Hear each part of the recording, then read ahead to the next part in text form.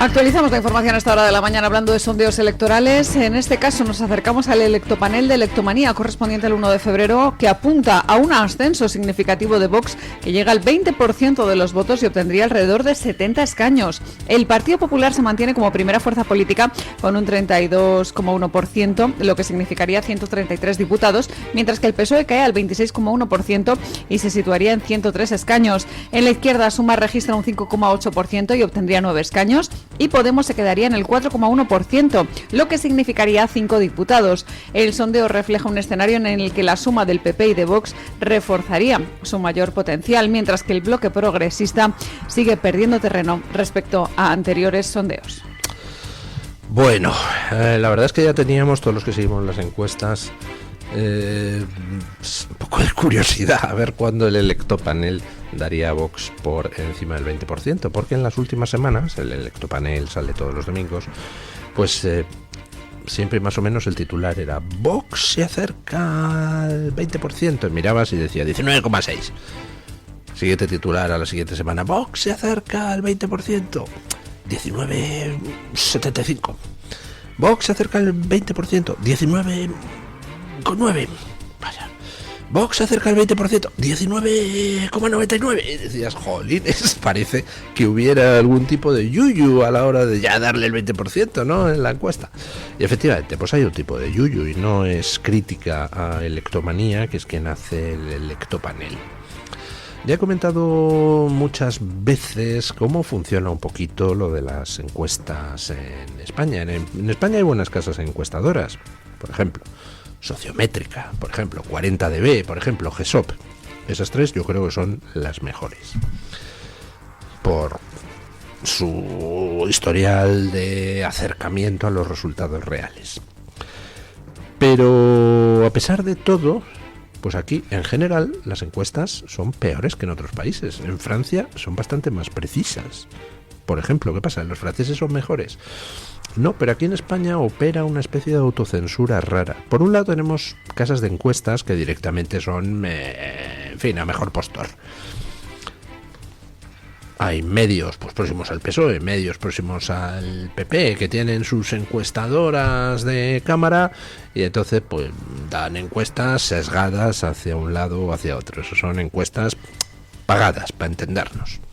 Luego hay otras encuestadoras, les he puesto 3 ejemplos, que bueno, podrán tener sus sesgos y de hecho pues alguna de ellas tiene sesgos pequeños pero perceptibles a lo largo del tiempo, pero que yo creo que intentan honestamente sondear. Pero luego entra en acción la autocensura, porque claro, cuando tú te acercas a barreras psicológicas, ejemplo, Vox 20%, pues entonces, antes de poder darle a Vox un 20% en una encuesta, dices, jolín, me sale el 20% en los números, pero a nadie más le sale. Todo el mundo mira de reojo, nadie se atreve. Ese tipo de autocensura funciona, ese sesgo de pertenencia al grupo. Las encuestadoras se miran de reojo unas a otras y cuando tienen así resultados un poco sorprendentes o un poco, ¿cómo diría yo?, políticamente incorrectos, pues entonces se tientan la ropa antes de hacer caso de sus propios datos. Ejemplo, Extremadura. Me recordaba ahora don Esteban, un oyente, cómo las encuestas en Extremadura patinaron con Vox, donde le daban en torno al 13%, al final sacó el 16%. ¿Por qué? ¿Cómo es posible? ¿Es que fallan los mecanismos? Bueno, es que los mecanismos son los que son, y después de ellos entra la cocina, y es en la cocina donde entran, en algunos casos, pues los sesgos voluntarios en favor de tal o cual partido, y en otros casos entra el sesgo de pues no voy a ser yo el que se salga del guión. Si todos están dando en torno a, pues no voy a dar yo 4 puntos más, ¿no? Bueno, el caso, entre unos y otros, la casa sin barrer. Y no tenemos en general un buen panorama de encuestas en España. En España existe más incertidumbre con respecto al resultado que la que puede existir en Francia, donde más o menos un par de semanas, 3 semanas, un mes antes de las elecciones ya sabes por dónde van a ir los tiros con bastante precisión. incluso en un sistema tan puñetero como es el francés, con distritos uninominales a doble vuelta, donde dependen las cosas de muchos temas, de muchas alianzas, y bueno, pues aún así suelen aproximar el resultado final con razonable precisión. En fin, decía que hoy había exclusiva de Ketty Garat en The Objective. Cerdán pues tenía Servinavar, ¿verdad? Pero también tenía alguna otra cosita y algunos otros intereses, y no precisamente del Partido Socialista ni del partido ni de ningún partido nacionalista. Escuchen. El exsecretario de Organización del PSOE, Santos Cerdán, pidió en el año 2018 al entonces presidente de la Sociedad Estatal de Participaciones Industriales, la SEPI, a Vicente Fernández, que intercediera para mantener en su cargo al que describió como su socio navarro. Este amigo de Santos Cerdán era Óscar Arizcuren, que entonces estaba en la Dirección de Políticas Públicas y Relaciones con Europa de AENA. Según The Objective, el propio Santos Cerdán trató de frenar su cese tras la llegada al gobierno de Pedro Sánchez y el nombramiento de Mauricio Lucena al frente del gestor aeroportuario. Óscar Arizcuren, antiguo vicepresidente de Unión del Pueblo Navarro y bombero de origen, permanecía en excedencia voluntaria desde el año 2022. La relación entre ambos se remontaba a su etapa en el Parlamento navarro y se extendía también a la esposa de Arizcuren, a Judith Martínez, a la que Cerdán colocó primero en la Moncloa y posteriormente en el hipódromo de la Zarzuela. Según este mismo medio, The Objective, Arizcuren percibió entre los años 2022 y 2024 cerca de 69.000 euros de Servinavar, la sociedad vinculada a Cerdán e investigada por la UCO en el marco de los presuntos amaños en contratos públicos. Estos pagos se canalizaron a través de su empresa OAP Asesoramiento Integral. La cercanía entre ambos matrimonios llamó la atención también dentro del PSOE por tratarse de perfiles de partidos políticos tradicionalmente enfrentados. ¡Ay, qué bonito! Cerdán, pues hombre, no es un hombre precisamente inteligente, ni tampoco creo que muy formado, pero listo es un rato. Y oye, si tú quieres poder llevarte, pues tendrás que compartir. No vas a ser tan egoísta de quedártelo todo, ¿verdad? Porque entonces surgen las envidias, vienen las denuncias, te meten el dedo en el ojito. Mejor ser dadivoso. Y mejor tener amigos hasta en el infierno, ¿verdad? Y tenía a un amigo al que calificaba como su socio, que era vicepresidente de Unión del Pueblo Navarro. ¿Entienden ustedes por qué Navarra se ha ido euskaldunizando en el terreno educativo año a año? Sin importar quién estuviera en el gobierno, PSOE, PP, UPN, daba igual. Con unos y con otros, poquito a poquito, un pasito más en la euskaldunización del mapa educativo navarro, hasta llegar a imponer el vasco en lugares donde jamás se había hablado. Y en estos momentos, en la Ribera Navarra, donde nunca en la historia se ha hablado vasco, pues ya resulta que si alguien quiere enseñanza solo en castellano, pues lo tiene complicado. Porque ya empiezan las presiones, hombre, no vas a querer diferenciar a tu hijo y todas estas cosas. En la Ribera Navarra, fíjense qué cosas. ¿Y por qué? Pues porque quien tenía que haber defendido a España y a Navarra, allí en Navarra, pues también estaban en la golfería. Y al final, pues entre unos que son una máquina de corrupción y otros donde cada vez habiendo más garbanzos negros, pues lo que ha pasado es que todo el cocido navarro se ha euskaldunizado. Ya lo he dicho, que en España solo hay dos formaciones políticas que tienen clara su línea ideológica y los principios por los que trabajan. Una trabaja para el mal, se llama Bildu.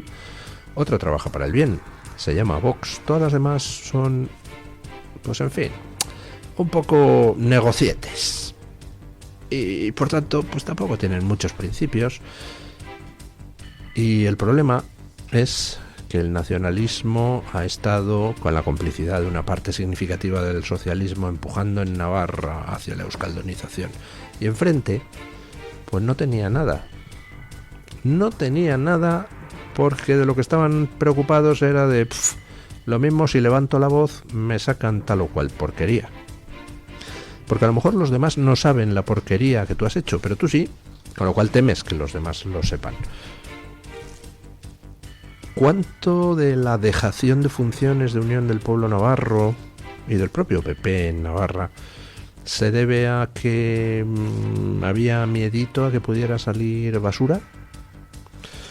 Pues no lo sé, pero cuando veo que la gente no lucha por principios y está dispuesta a compadrear con el que ataca lo que se supone que ellos defienden, digo, busquemos el negocio que hay detrás. Bueno, lo comentábamos en un bloque de noticias anterior. 555.700 euros suman las facturas giradas por Zapatero al intermediario de Plus Ultra. Escuchen. Tal y como les contábamos al inicio de este programa, continúan las informaciones sobre las facturas cobradas por José Luis Rodríguez Zapatero. La Policía Nacional ha encontrado un conjunto de facturas por un total de un importe de 555.700 euros emitidas por José Luis Rodríguez Zapatero a Análisis Relevante, la sociedad controlada por Julio Martínez, uno de los detenidos en el caso Plus Ultra. Según publica El Debate, los agentes sospechan que parte de esos trabajos de consultoría podrían ser servicios simulados, ya que las facturas apenas incluyen unos conceptos genéricos. Destacan los investigadores que además esas facturas ni siquiera van acompañadas de informes o documentación que justifique la labor realizada. Los pagos se concentraron entre los años 2021 y 2022, coincidiendo con el rescate estatal de 53 millones de euros concedido por el Consejo de Ministros a la aerolínea de origen venezolano. La investigación apunta a que existía una operativa opaca entre Zapatero y Martínez que incluía reuniones clandestinas en El Pardo, el uso de teléfonos móviles de prepago y encuentros en la vivienda del expresidente en Aravaca para tratar las transferencias de dinero hacia Venezuela. El Debate detalla además que el empresario confesó a un directivo de Telefónica que Zapatero viajaba a Caracas en aviones de la petrolera estatal venezolana PDVSA para evitar así dejar rastro documental. La policía analiza ahora si las facturas formaban parte de un circuito de pagos opacos sin contraprestación real dentro de ese entramado que rodeó al polémico rescate de la aerolínea Plus Ultra. Tenemos en estos momentos que está acreditado que Zapatero pues hizo lobby en favor de Plus Ultra, en favor del rescate. Así lo ha declarado Ábalos, que Zapatero le presionó a muerte para conseguir el rescate de Plus Ultra. Tenemos también acreditados los pagos de Plus Ultra a este señor, Julito Martínez. Y ahora tenemos los pagos de Julito Martínez a Zapatero. Pues hombre, no hace falta ser muy listo para entender de qué va la triangulación, ¿verdad? Yo consigo que los españoles con su dinero rescaten a Plus Ultra paga a Julito Martínez, Martínez me paga a mí. Son 555.700 euros, como dice Alejandro Entrambasaguas. ¿Son solo 450.000? Pues no lo sé. Parece que lo de 450.000 es una información a bulto, mientras que la del debate de Alejandro Entrambasaguas ya es con las facturas en la mano y sumando. Pero bueno, da igual que sean 450.000 o 555.700.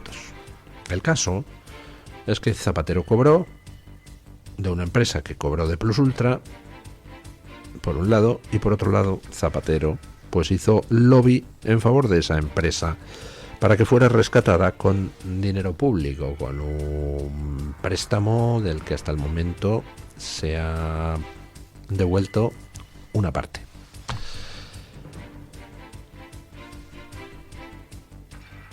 ¿Es legal que Zapatero cobre eso? Pues no sé si es compatible con otros emolumentos como expresidente. No tengo ni idea. pero desde luego es profundamente inmoral. Es profundamente inmoral precisamente por no ser transparente, porque este tipo de labores de lobby deberían quedar en un registro donde la gente pudiera ver, mira, Zapatero ha cobrado esto por rescatar a Plus Ultra. Pero claro, es que si Zapatero figura en un registro como cobrando directamente de Plus Ultra por intermediar en su rescate, pues la gente diría, ¿y por qué está usted rescatando a esta empresa con dinero de todos los españoles porque lo pida Zapatero? Con lo cual, pues ¿qué hacen? Triangular. Y si tienen que triangular es porque reconocen, porque son conscientes, de que la opinión pública no habría aceptado de muy buen grado que esa intermediación fuera obvia. Por otro lado, las informaciones del Mundo y del Español dicen que no solo se cobró por lo de Plus Ultra, sino que Zapatero cobraba por hacer asesoría también a otras empresas, grandes empresas españolas que querían hacer negocios con Venezuela. Y todo esto es la parte de aquí, que habría que ver cuánto ha cobrado Zapatero del gobierno venezolano por sus labores para dinamitar la labor de oposición y por sus labores para impedir que las familias que tenían a presos en los centros de tortura se quejaran, como ha declarado algún preso, que Zapatero presionó a su madre para que dejara de protestar por su hijo. ¿Cuánto ha cobrado Zapatero entre lo de aquí y lo de allí? Y si ya sumamos su vertiente china, pues hombre, no sé, ¿cuánto dinero tiene este tío? ¿Cuánto dinero ha hecho con la sangre de los venezolanos? Con razón es hoy una de las personas más odiadas en Venezuela.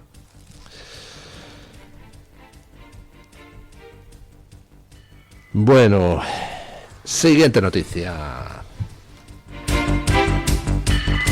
La Organización de Naciones Unidas atraviesa una crisis financiera sin precedentes después de que Estados Unidos haya abandonado 66 organismos internacionales, 31 de ellos agencias o entidades directamente dependientes de la propia ONU. Su secretario general, Antonio Guterres, ha advertido de que la institución se enfrenta a un posible colapso económico si no se compensan esas aportaciones estadounidenses, que tradicionalmente, como saben, era uno de sus principales financiadores. La respuesta de Washington ha sido contundente. El embajador estadounidense ante la ONU, Mike Waltz, ha reiterado el mensaje del presidente Trump, insistiendo en que los días de los cheques en blanco a la ONU han terminado.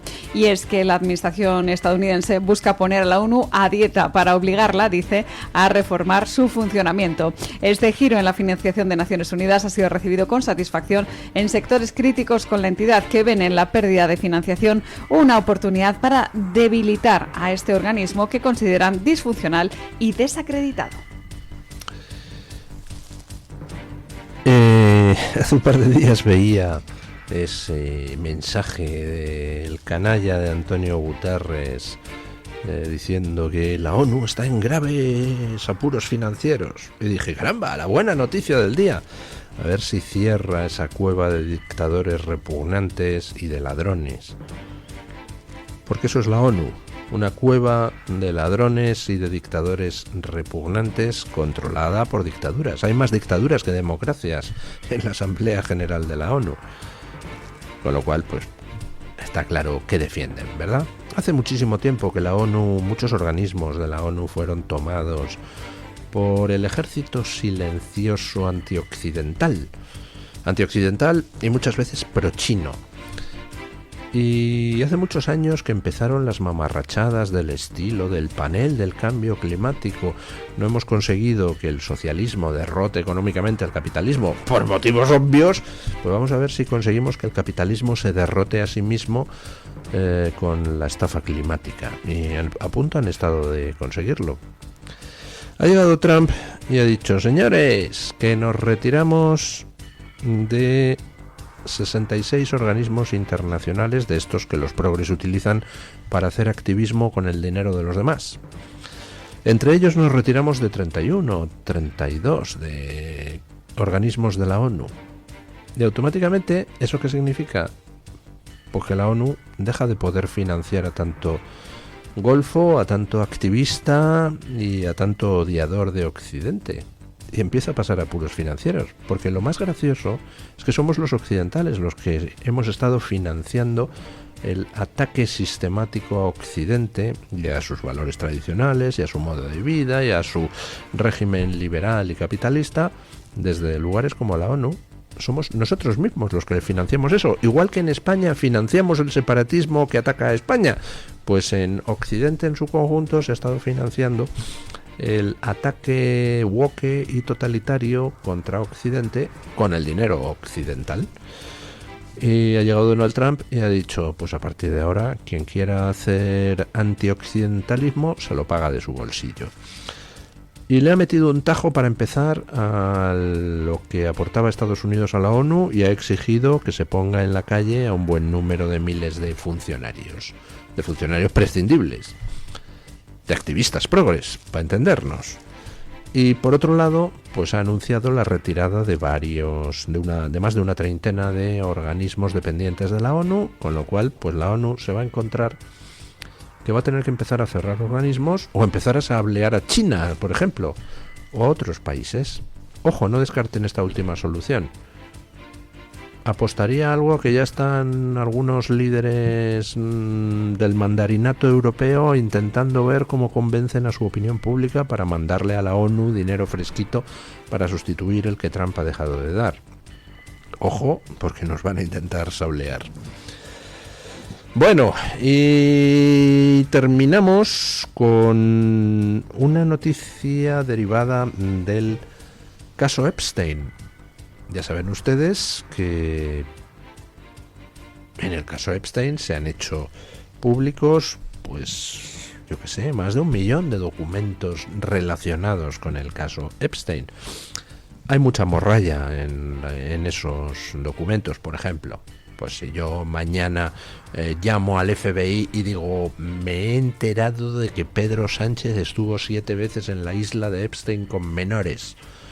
Pues entonces, en el FBI, el señor que me atiende tiene obligación de poner en un documento: dice un informante español que Pedro Sánchez estuvo 7 veces con menores en la isla de Epstein. Luego al final, pues eso, pasará una investigación y dirán, no, este es un pirao, este es el pirao de Luis del Pino que se dedica a llamar al FBI cada semana para decir barbaridades sobre tal o cual persona, ni caso. Pero el documento queda ahí. Un informante sostiene que Pedro Sánchez estuvo... Bueno, pues de eso hay así, a patadas, en la documentación de Epstein, porque se ha desclasificado todo. Y entonces cada documento de cada pirao que llamaba, pues en la isla de Epstein estuvo Elvis Presley antes de morir. Pues ahí queda. Bueno. Conclusión, pues que hay que tener cuidadito con eso, expurgar todo lo que son chorradas, chismes, rumores y quedarse con lo sustantivo. Y hay cosas sustantivas. Y ojo, porque va a tener algunas de ellas consecuencias de largo alcance. Vamos con una que no sé si tendrá consecuencias de largo alcance, pero que desde luego en Noruega ha causado conmoción, porque resulta que en los papeles de Epstein aparece que... Escuchen. Terminamos el repaso de las noticias hablando de un escándalo que salpica a la Casa Real noruega. La princesa Mette-Marit de Noruega ha reconocido que se alojó durante 4 días en la mansión de Jeffrey Epstein. Y es que los nuevos documentos del caso revelados recientemente están poniendo encima de la mesa que otras muchas personalidades se habrían relacionado con Jeffrey Epstein. Al parecer, la futura reina consorte admite que desconocía las actividades ilegales del financiero. La propia Mette-Marit ha mostrado también su solidaridad con las víctimas y lamenta no haber detectado antes qué tipo de persona era. La Casa Real noruega ha explicado que la princesa atraviesa además un momento delicado, marcado por el juicio de su hijo Marius. También ha aclarado la relación con el príncipe Håkon de Noruega, asegurando que solo saludó a Jeffrey Epstein durante unas vacaciones y que nunca existió amistad entre ellos. La familia real insiste en actuar con total transparencia para evitar malentendidos en torno a este nuevo escándalo que golpea a la monarquía noruega. Bueno, ha reconocido Mette-Marit haber estado 4 días en la casa de Epstein. Pero ojo, porque con esto de los titulares, pues al final el problema es que pueden dar a entender cosas que no son. No es que estuviera Mette-Marit, la princesa noruega, en la isla de Epstein, donde eran esas orgías con menores. No, estuvo en una residencia que tiene Epstein en Palm Beach y fue en 2013. Es decir, antes de que estallara el primero de los escándalos sexuales relacionados con Epstein. Ese escándalo sexual que hizo que Donald Trump le expulsara del club de golf de Mar-a-Lago. En 2013 fue cuando se sabe que Epstein, en fin, había hecho insinuaciones a una hija de otro de los miembros del club de Mar-a-Lago. Y a partir de ese momento, pues está ya un primer escándalo que al final se salda pues con unas condenas, tal. Son las relaciones de después, es decir, ya 2016, 17, 18, las que pueden ser importantes. Porque ahí ya, hombre, se sabía quién era Epstein. Entonces, ¿puede haber algo raro en esa estancia de la princesa noruega en la casa de que Epstein había alquilado en Palm Beach? Pues no necesariamente, pero en cualquier caso queda un poco mal, porque el conocimiento de esa estancia va acompañado de correos electrónicos que intercambiaron y donde, en fin, se apunta a una amistad entrañable. Y claro, ahí ya sí que tiene que dar más explicaciones Mette-Marit, pero insisto, no necesariamente esto que ha salido implica que la heredera del trono noruego, la heredera consorte, pues haya hecho nada ilegal o haya participado en ningún tipo de fiesta rara. Por lo menos hasta el momento que yo sepa no ha salido ninguna evidencia de semejante cosa.